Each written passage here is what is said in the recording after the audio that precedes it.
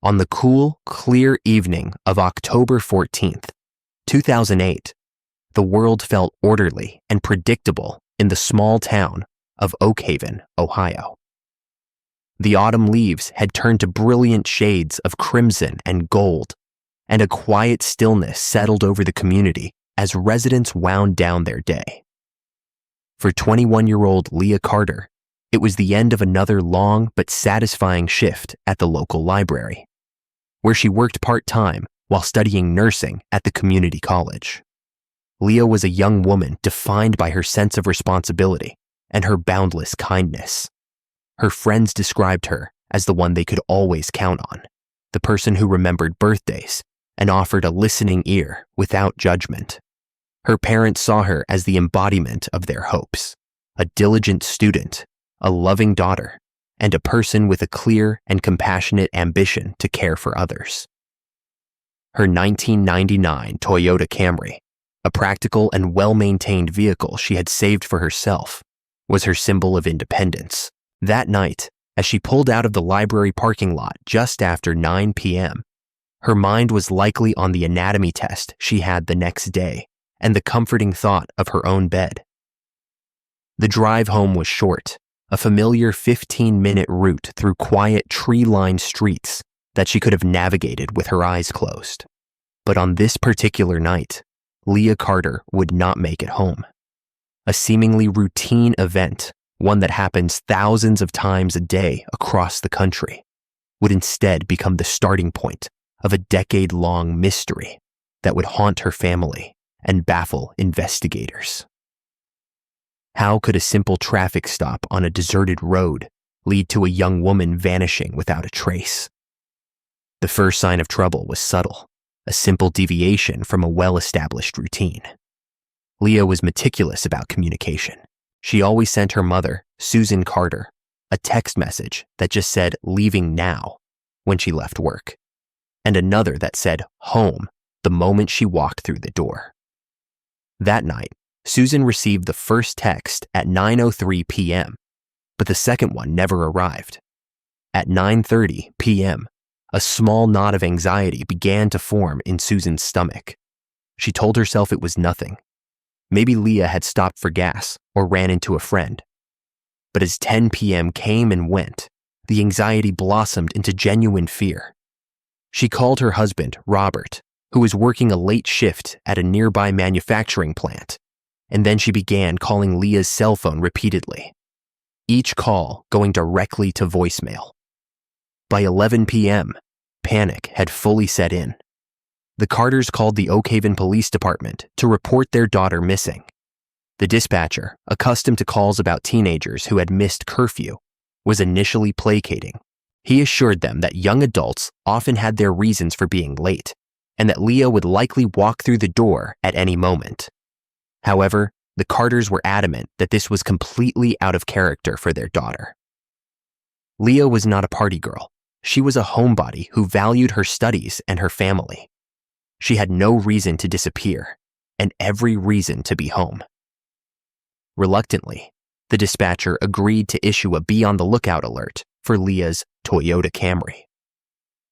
The next 12 hours were a blur of frantic phone calls to Leah's friends, none of whom had seen or heard from her since she left the library. The sun rose on October 15th over a family gripped by terror. Their worst fears seemed to materialize when a call came in from the police department shortly after 9 a.m. A patrol car had found Leah's Camry. The vehicle was discovered parked on the gravel shoulder of a quiet, unlit stretch of County Road 7, about 3 miles from the Carter home. The location was on her direct route, but it was an isolated spot with dense woods on one side and open farmland on the other. It was not a place anyone would choose to stop voluntarily at night. When investigators arrived at the scene, the initial picture was more confusing than illuminating. The car was unlocked, and the keys were still in the ignition. Leah's purse was on the passenger seat, seemingly untouched. Her wallet, containing her identification and credit cards, was inside, as was her nursing textbook and the notes for her upcoming exam. The only things missing were Leah herself and her cell phone. There were no immediate signs of a struggle inside or outside the vehicle. The scene was eerily quiet and still, as if the driver had simply stepped out of the car and vanished into the night air. The responding officers secured the area and called in the detective unit. As the investigation formally began, detectives started by reconstructing Leah's last known movements. Her co-workers at the library confirmed she had clocked out at 9:01 p.m. and seemed her usual cheerful self. She had talked about her plans for the evening, a quick dinner, a final review of her notes, and an early night. Nothing in her behavior suggested she was distressed or planning to deviate from her normal routine. It was during this preliminary canvassing of police activity that the first major piece of information emerged. A check of the department's dispatch logs from the previous night revealed something significant. An Oakhaven police officer had, in fact, initiated a traffic stop with a vehicle matching Leah's Camry at approximately 9:15 p.m. on County Road 7. The officer was Michael Davies, a 10-year veteran of the force. He was a respected, no-nonsense officer, known for his high number of traffic citations and his stoic demeanor. When detectives reached out to him, he confirmed the stop without hesitation. He stated that he had pulled over the Camry for a broken taillight. According to Officer Davies' official statement, the stop was entirely routine. He had approached the vehicle, spoken with the driver, whom he identified as Leah Carter, and ran her license and registration. He said she was polite and cooperative. Given her clean record and the minor nature of the infraction, he had decided to let her go with a verbal warning. He told detectives that he watched her pull away, continuing in the direction of her home. The entire interaction, he claimed, lasted no more than 10 minutes. He had then resumed his patrol, and that was the last he saw of her.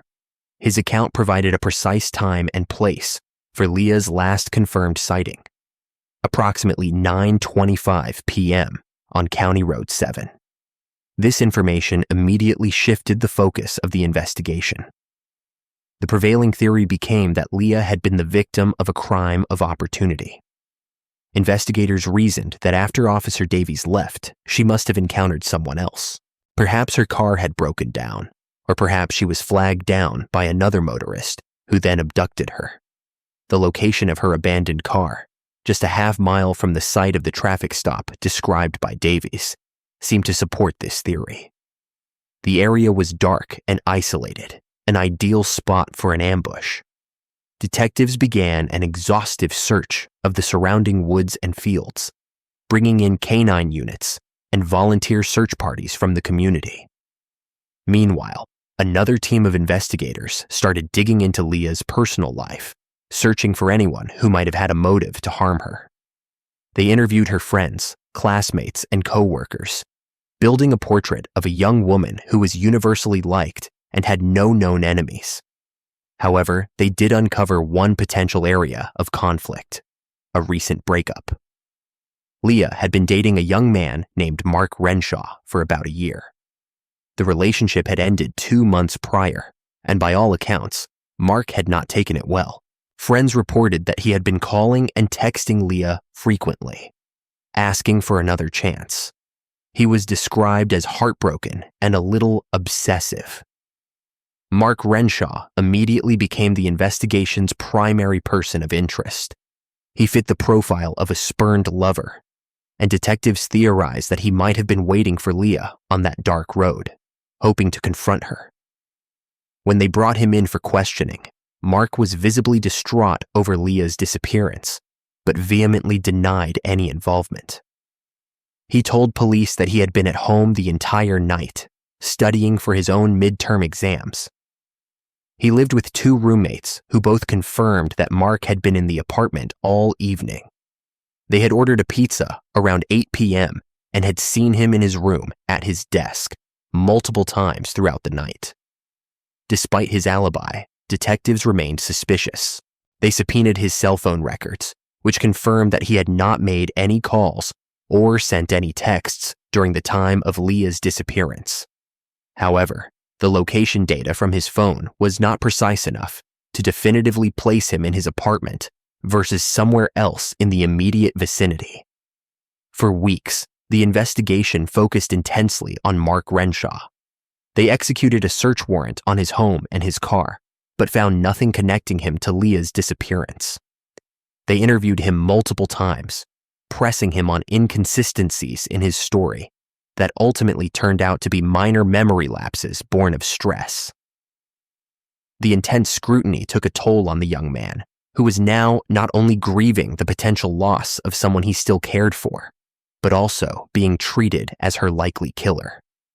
While the focus was on Mark, a few quiet inconsistencies in the official timeline began to surface, though they were largely dismissed at the time as unimportant.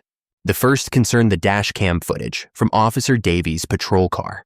When detectives requested the video of the traffic stop, they were told that the recording from that specific time block was corrupted and unreadable. The department's IT specialist explained that such glitches were not uncommon with the older digital systems they used. The data could be lost due to power surges, equipment malfunctions, or simple operator error. In the absence of any reason to doubt a veteran officer's word, the explanation was accepted, and the lack of video was noted in the file as an unfortunate but unavoidable technical issue. Another small discrepancy involved the location of Leah's car. Officer Davies had stated the stop occurred near the intersection of County Road 7 and a smaller lane called Miller's Crossing. However, her car was found nearly half a mile past that intersection. Investigators theorized that she had driven a short distance after the stop before her car became disabled, or she was accosted. The state of her car also presented a minor puzzle. Forensic technicians noted that the driver's seat was pushed back much farther than would be comfortable for a woman of Leah's petite stature. This suggested that someone taller had been the last person to drive the vehicle. This detail was logged but was interpreted as potential evidence that an unknown male abductor had driven the car to its final location. As the weeks turned into months, the investigation into Mark Renshaw hit a dead end. His alibi held firm, and not a single piece of physical evidence linked him to the crime. With immense pressure from the public and Leah's family to find answers, the police were forced to look elsewhere, but there was nowhere else to look. The trail had gone cold. The community of Oakhaven was left in a state of suspended grief. Flyers with Leah's smiling face remained taped to storefront windows and telephone poles, fading and weathering with the changing seasons. The Carters established a foundation in their daughter's name, channeling their pain into advocacy for other missing persons. They held vigils on the anniversary of her disappearance, their hope dwindling but never fully extinguishing. The official investigation stalled. Detectives had exhausted every lead. They had followed up on hundreds of tips, chased down dozens of false sightings, and interviewed every person remotely connected to Leah's life. Without a body, a crime scene, or a credible suspect, the case was reclassified from an active investigation to a cold case. The file, thick with reports and dead-end leads, was placed in a filing cabinet, a silent testament to a tragedy without a resolution. Music. 5 years passed. The world moved on, but for the Carter family, time had frozen on that October night in 2008. The lead detective on the case retired, and the file was passed to a new generation of officers who knew it only as a local legend. The ghost story of the girl who vanished from County Road 7. Officer Michael Davies continued his career with the Oakhaven Police Department, earning commendations for his service and maintaining his reputation as a solid, dependable cop. The name Leah Carter faded from the headlines, replaced by new stories and new tragedies.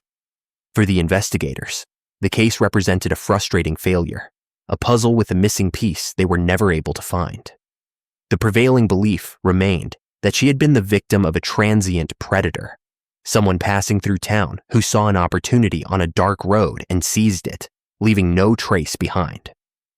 The break in the case, when it finally came, did not originate from a new piece of forensic evidence or a deathbed confession.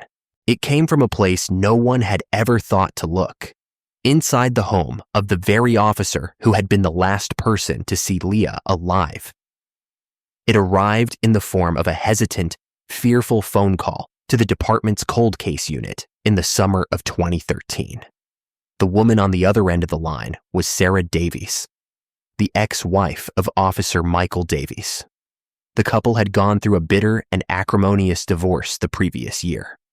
Sarah told the detective on the phone that she had been carrying a terrible burden for years and that her conscience would no longer allow her to remain silent. She needed to talk about the night Leah Carter disappeared. Detective Isabella Rossi, a sharp and tenacious investigator who had recently taken over the department's cold case files, listened intently. She knew the Carter case well, having reviewed the file as part of her new assignment. She had been struck by the lack of any solid leads and the unfortunate corruption of the dash cam footage. Sarah's call was the first spark of life the case had seen in years. Sarah began to recount her memories of that night in October 2008. She said that her husband, Michael, had come home several hours after his shift was supposed to end. He was agitated and unusually quiet, his mood dark and volatile. She had learned over the years not to ask too many questions when he was in such a state, but his behavior that night had been particularly unsettling. He had immediately gone to the garage and spent over an hour meticulously cleaning the interior of his patrol car, a task he usually left for the department's fleet services. When he came inside, she noticed a long, deep scratch on his forearm, which he dismissed as something that happened during a training exercise. Most disturbingly, he had taken off his uniform and put it directly into the washing machine, along with the boots he had been wearing, and ran the cycle on the hottest setting. At the time, she had tried to put these oddities out of her mind. He was a police officer. His job was stressful and often messy. But in the following days, as the news of Leah Carter's disappearance blanketed the town, a seed of dread had been planted in her mind. She knew her husband had been patrolling County Road 7 that night, the very area where the young woman had vanished. The most damning piece of information, however, was something she had discovered a few weeks later. While cleaning out their shared closet, she found a small, delicate silver necklace tucked away in the back of her husband's sock drawer. It had a small pendant in the shape of a capital L. She had never seen it before and knew it was not hers. When she confronted him with it, Michael had flown into a rage. He snatched it from her hand and told her she had no right to go through his things. He claimed it was evidence from an old theft case that he had forgotten to log properly. He warned her never to mention it again. Terrified of his anger, she had obeyed. She never saw the necklace again. For 5 years, Sarah had lived with that secret, rationalizing it, pushing it down, telling herself that her husband was a good man and a respected officer, and that her suspicions were baseless.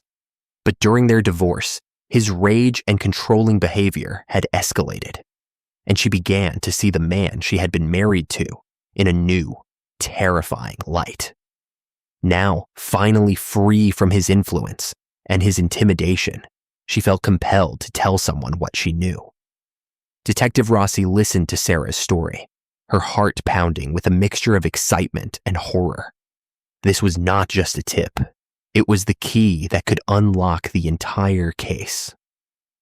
Sarah's account provided a plausible explanation for what had happened to Leah Carter, and more importantly, it pointed directly at a suspect who had been hiding in plain sight from the very beginning. After the call, Detective Rossi immediately pulled the original case file. She read through it again, this time with a new lens. Every detail that had once seemed like an unfortunate coincidence or a minor inconsistency now looked like a deliberate act of deception. The corrupted dashcam footage, the discrepancy in the location of the car, the driver's seat pushed far back. It all pointed to Officer Michael Davies. The investigation into the disappearance of Leah Carter was officially reopened, but this time it was conducted with the utmost secrecy. The target was not a heartbroken ex-boyfriend or a phantom stranger, but one of their own. Detective Rossi assembled a small, trusted team, and they began to deconstruct the life and career of Michael Davies, searching for the truth that had been buried for 5 years. Their first step was to revisit the supposedly unreadable dashcam footage. In 2008, the technology for data recovery was limited, but by 2013, it had advanced significantly. Rossi sent the original hard drive from Davies' patrol car to a specialized forensic lab at the Federal Bureau of Investigation in Quantico, Virginia. She knew it was a long shot, but it was their best chance at finding objective proof. While they waited for the results from the lab, Rossi's team began to quietly re-interview people from Davies' life. They spoke to former colleagues, some of whom were now retired. A pattern of behavior began to emerge. Davies was described as a bully, an officer who enjoyed the power his badge gave him. Several former rookies mentioned that he had a reputation for being overly aggressive during traffic stops, particularly with young women. They also obtained a warrant to track Davies' current movements and to place him under surveillance. Davies, who had since been promoted to sergeant, was living a quiet life in a new subdivision. He had remarried and seemed to have put his past behind him. He had no idea that the cold case he had helped create was rapidly thawing. The team also delved into Davies' police records from the week of Leah's disappearance. They discovered that he had called in sick for the 3 days immediately following that night, citing a severe case of the flu. This had not been noted in the original investigation, as it was not considered relevant. Now, it seemed like a clear attempt to lay low and avoid scrutiny in the critical early days of the search. A forensic accountant on Rossi's team analyzed Davies' financial records from 2008. They found that a week after Leah vanished, he had made a cash payment of over $2,000 to a private auto body shop. The shop owner, when questioned, had a vague memory of an Oak Haven police officer bringing in his personal vehicle for an unscheduled deep cleaning and detailing, paying cash to keep it off the books. Each new piece of information was another brick in the wall of evidence they were building around Michael Davies. The image of a dedicated public servant was cracking, revealing a manipulative and violent man underneath. But Rossi knew that without direct physical evidence tying him to Leah, a conviction would be difficult. Everything depended on what, if anything, the FBI lab could recover from that old hard drive. 3 months after Sarah Davies' fateful phone call, the report from Quantico arrived. The technicians had been successful. They had managed to recover fragments of the audio and video files from the night of October 14th, 2008. The video was heavily distorted, little more than a collection of shifting lights and shadows. But the audio was partially salvageable. Detective Rossi and her team gathered in a soundproof room and listened to the recovered recording. The first few minutes were exactly as Davies had described. They heard his calm, professional voice as he explained the reason for the stop. They heard Leah's polite, slightly nervous replies. Then the tone shifted. Davies' voice became less formal, more personal. He was heard commenting on her appearance, asking where she was going at that time of night. Leah's responses became shorter, her voice tighter. She sounded uncomfortable. The crucial part of the exchange came after Davies told her he was letting her go with a warning. The audio captured the sound of Leah saying, "Thank you, officer. Can I go now?" But Davies did not return to his car. Instead, his voice was heard again, lower and more menacing. He said something about her being too pretty to be out so late by herself. Leah's reply was firm. "I'm going home. Please step away from my car." Then the audio recorded a sharp, terrified intake of breath from Leah, followed by a muffled sound, as if a hand had been placed over the microphone. which was likely attached to Davies' uniform. The next audible sound was the click of a car door opening, followed by a struggle. Leah's voice was heard one last time, a desperate cry for help that was abruptly cut off. The recording ended there. The room was silent. The investigators had just listened to the last moments of Leah Carter's life. The audio was a chilling confirmation of their worst fears. The traffic stop had not been routine. It had been the prelude to an assault and an abduction perpetrated by a sworn police officer. Michael Davies had not been a witness. He had been the predator. Armed with this devastating new evidence, the team secured a warrant for the arrest of Sergeant Michael Davies and a warrant to search his property, specifically the home he had lived in with Sarah in 2008. Davies was arrested at the police station, a place where he had held power and authority for over 15 years. He was taken completely by surprise, his face a mask of disbelief and rage as his former colleagues placed him in handcuffs. He immediately demanded a lawyer and refused to answer any questions. But the search of his former property was already underway. The new owners of the house were cooperative, allowing investigators full access. The team brought in a cadaver dog, specially trained to detect the scent of human decomposition, even years after the fact. The dog led them to a remote, overgrown corner of the backyard, near an old, dilapidated shed. The area was covered in dense brush, but the dog was insistent, pawing and barking at a specific spot of earth. Investigators began to dig. A few feet down, their shovels struck something solid. It was a small silver pendant, tarnished with age, in the shape of the letter L. They continued to dig, carefully removing the soil layer by layer. Soon, they uncovered human remains. The search for Leah Carter was finally over.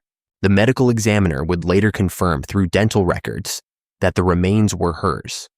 The cause of death was determined to be blunt force trauma to the head and asphyxiation. The case against Michael Davies was now overwhelming. He had the motive. His initial unwanted advances had been rejected, and Leah had likely threatened to report him, endangering his career and reputation. He had the opportunity. He was alone with her on a deserted road. And now they had the physical evidence and the audio recording of the crime itself. The news of Sergeant Davies' arrest sent shockwaves through the Oak Haven community.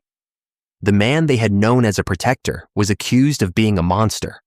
It was a profound betrayal of trust that left residents feeling shaken and vulnerable. For the Carter family, the news was a complex storm of emotions. Profound relief that they finally had an answer. Immense grief at the confirmation of their daughter's violent death, and white-hot anger at the man who had taken her from them and lied about it for 5 long years. Faced with the mountain of evidence, including the recovered audio, Davies' defense team advised him to take a plea deal. In exchange for avoiding a trial and the possibility of the death penalty, Michael Davies pleaded guilty to charges of kidnapping, assault, and first-degree murder. As part of his plea agreement, he was required to give a full, detailed confession of what happened that night. In a cold, emotionless voice, he recounted the events in a courtroom packed with Leah's family, friends, and members of the community. He admitted that he had been attracted to her and had overstepped his authority. When she rebuffed him and threatened to file a complaint, he had panicked. He said he lost control. He forced her into his patrol car and drove her to his home, where he assaulted her in the garage. When she fought back, he struck her with a heavy wrench and then strangled her to silence her.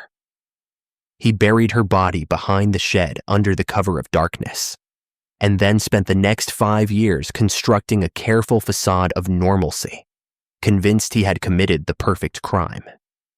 Michael Davies was sentenced to life in prison without the possibility of parole. At his sentencing hearing, Leah's mother, Susan Carter, was given the opportunity to address him. She spoke of her daughter's bright future, the lives she would have touched as a nurse, the family she would have had. She looked directly at the man who had stolen all of that and told him that while the legal system had provided justice, there would never be true closure for the void he had created in their lives. The case of Leah Carter became a cautionary tale, a stark reminder of the darkness that can hide behind a badge and a uniform. It led to reforms in the Oak Haven Police Department, including mandatory upgrades to their evidence recording systems and stricter protocols for reviewing officer conduct.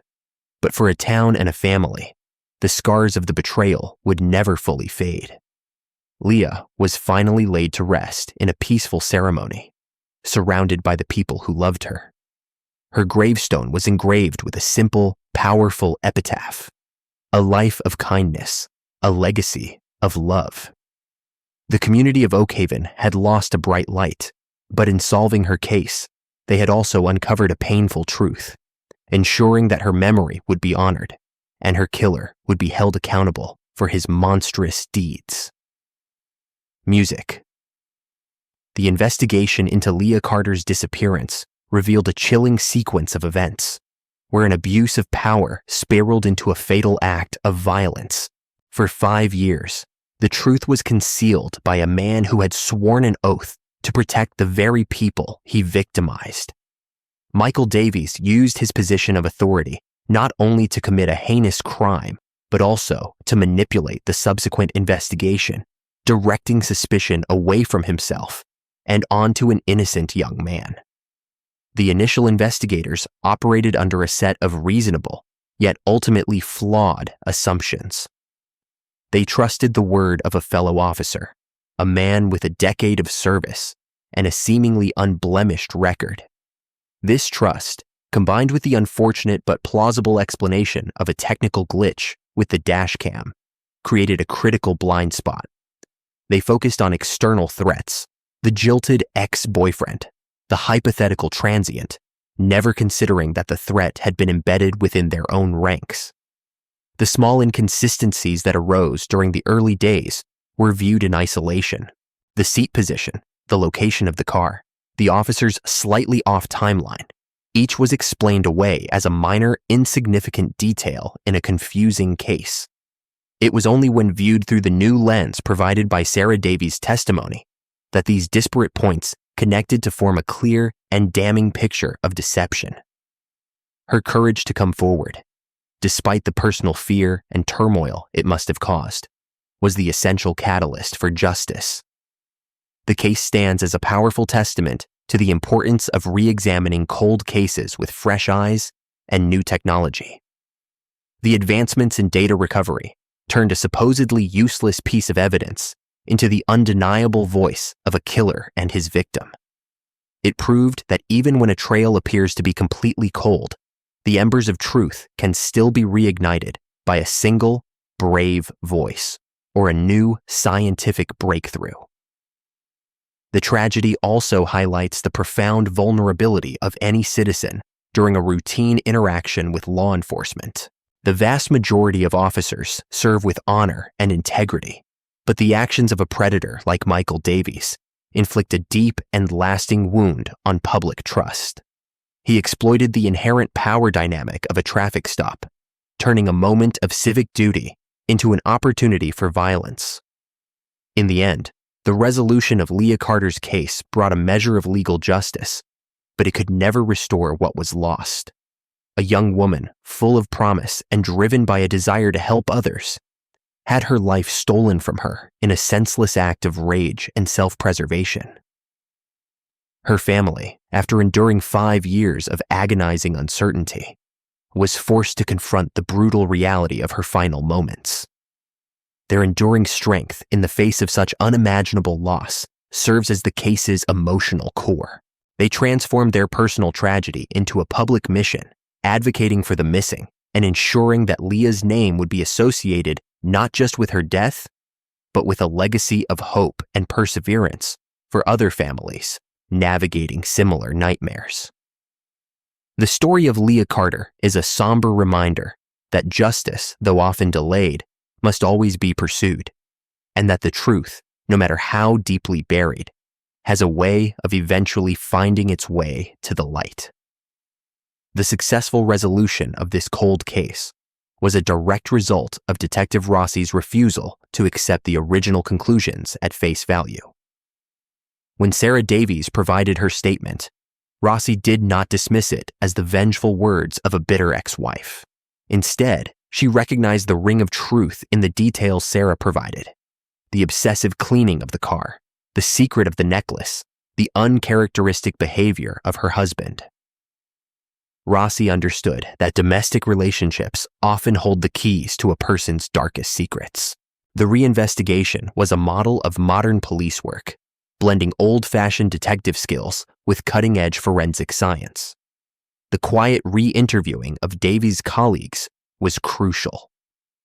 It painted a psychological portrait of a man who was not the hero cop from his service record, but a man with a documented temper and a history of intimidating behavior.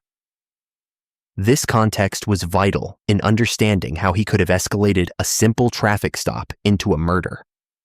Moreover, the discovery of the cash payment for the car detailing was a brilliant piece of financial forensics. It showed a clear consciousness of guilt. Davies knew he needed to destroy potential evidence: fibers, hair, blood. And he did so in a way he thought was untraceable, using cash to avoid a paper trail. It was a calculated move that demonstrated his forethought and his determination to cover his tracks. The recovery of the L pendant at the burial site was a moment of profound poetic justice. The very object that had first sparked Sarah Davies' suspicion, the object her husband had snatched away in a rage, was the first thing to be unearthed alongside Leah. It served as a tangible link, a piece of Leah's identity that had remained with her, waiting to be found. It was a silent witness that had been buried with the victim for 5 long years. The confession extracted as part of the plea bargain was the final, horrifying chapter. It stripped away any lingering doubt about Davies' culpability and revealed the chilling banality of his motive. There was no grand conspiracy or complex reason for his actions. It was simply a matter of a man whose ego could not handle rejection and whose fear of consequences was so great that he chose murder over accountability.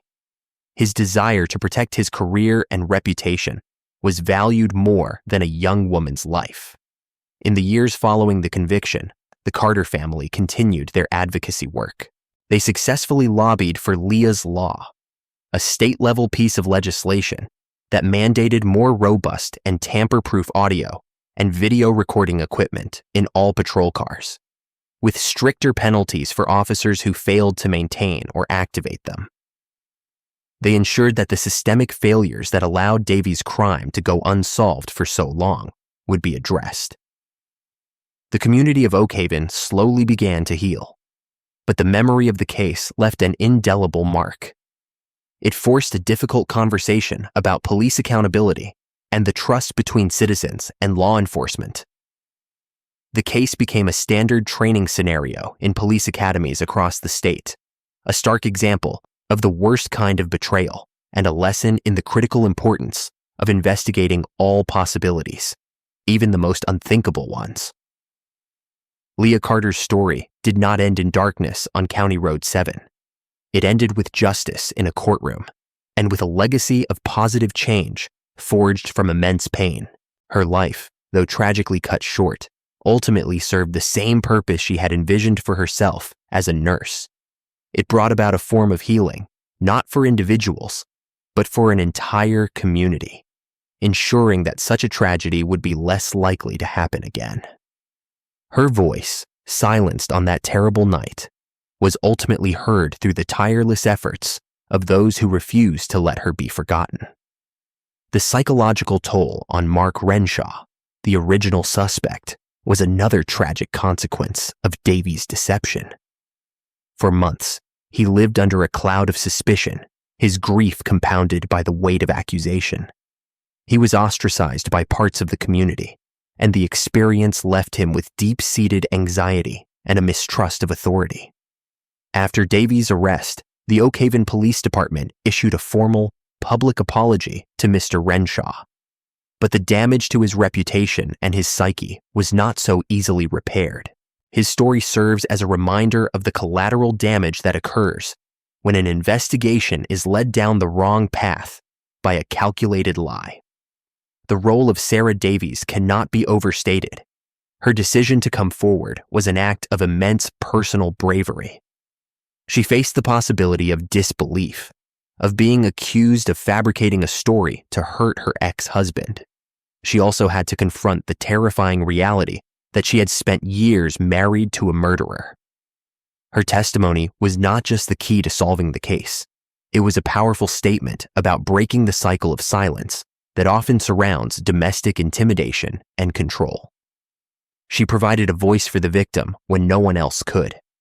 The case also underscores a fundamental principle of criminal investigation. Every detail matters.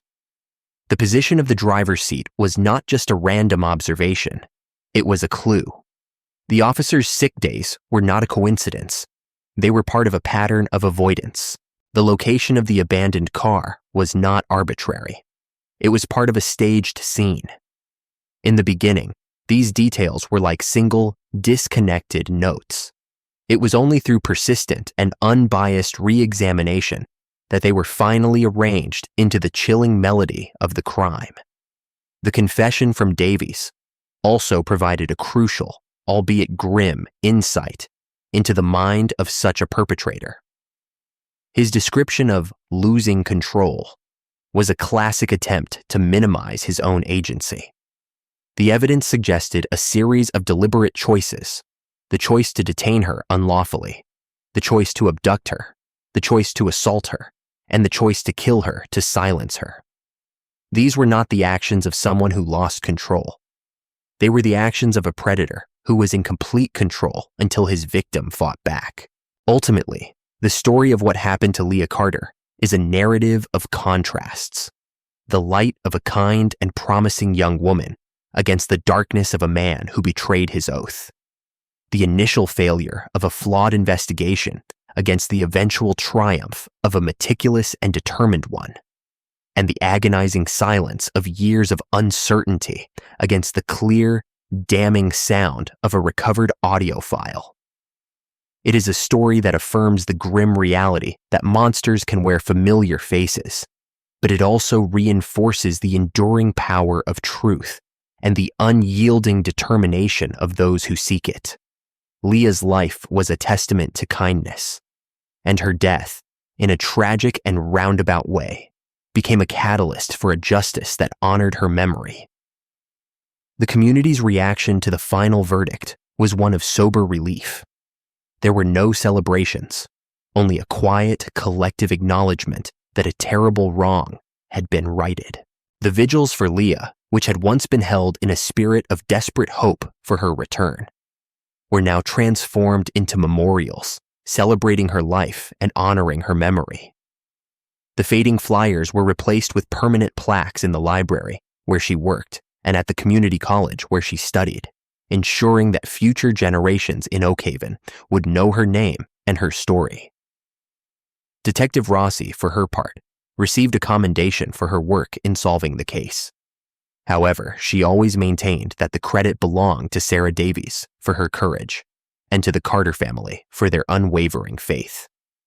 Rossi often used the case as a teaching tool for new detectives, emphasizing the importance of questioning every assumption and being willing to challenge the conclusions of a previous investigation, no matter how settled they might seem. She taught them that a cold case file is not a closed book, but a story waiting for its final chapter to be written. The details of the crime, as revealed in Davies' confession, were particularly difficult for the community to process. The fact that the murder had not occurred on that dark road, but in the garage of a suburban home in a quiet neighborhood, brought the horror much closer. It shattered the illusion of safety, the idea that violence was something that happened elsewhere, to other people. It was a stark lesson that evil could reside behind a well-maintained lawn and a friendly wave. The case also had a lasting impact on police procedure far beyond Oakhaven. It became a nationally cited example in discussions about police accountability and the critical need for independent oversight when an officer is involved in a criminal investigation, even as a witness. The idea that the blue wall of silence could, even unintentionally, protect a guilty officer by giving their testimony undue weight was brought into sharp focus. The case argued for a protocol of immediate, objective scrutiny, regardless of the officer's rank or reputation. In the prison system, Michael Davies became just another inmate, stripped of the uniform and authority that had once defined him. He reportedly showed no remorse for his actions, maintaining a cold and sullen demeanor. He was, in the end, a man consumed by his own ego and selfishness. A stark contrast to the selfless and compassionate young woman whose life he had so callously extinguished.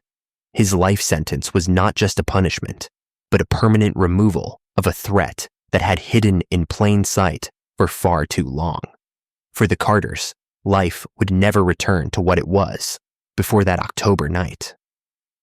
They learned to live with a permanent ache, a Leah-shaped hole, as her mother once described it. Yet, they refused to be defined by their victimhood. They continued to run their foundation, helping dozens of other families search for their own missing loved ones, offering them the support and resources they had so desperately needed in those first dark days. In this way, Leah's spirit of caring for others lived on through them, a powerful and defiant light against the darkness that had taken her. The story, in its entirety, is a somber journey from routine to nightmare, from flawed assumptions to hard-won truth, and from devastating loss to a legacy of enduring love and meaningful change. If you found this case compelling, like the video, subscribe to the channel, and click the notification bell to stay updated on similar true crime investigations.